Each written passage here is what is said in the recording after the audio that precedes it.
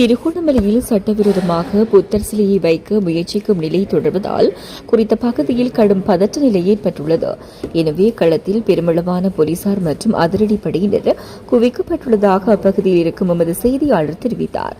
குறித்த புத்தர் சிலையை அந்த இடத்திலே மீண்டும் வைப்பதற்கான முயற்சியை அங்கு கூடியுள்ள பௌத்த பிக்குகள் தற்போது தீவிரமாக முயற்சித்து வருவதாகவும் தெரிய வருகிறது. மேலும் பெரும்பான்மையின மக்களும் அதிகமாக அவ்விடத்தில் ஒன்று திரண்டுள்ளதாகவும் எமது செய்தியாளர் தெரிவித்தார். இதேவேளை சம்பவம் தொடர்பில் மாவட்ட அரசாங்க அதிபர் ஹேமந்த குமார தலைமையில் தற்போது அவசர கூட்டம் ஒன்றும் நடைபெற்று வருகிறது.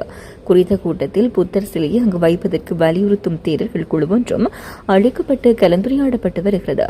மேலும் நேற்றிரவு சம்பவ இடத்தில் நடந்த பரபரப்பான நிலை காரணமாக போலீசாரின் கன்னத்தில் அறிந்த பௌத்த பிக்கு உள்ளிட்ட 2 பௌத்த பிக்குகள் திருகோணமலை வைத்தியசாலையில் அனுமதிக்கப்பட்டுள்ளனர்.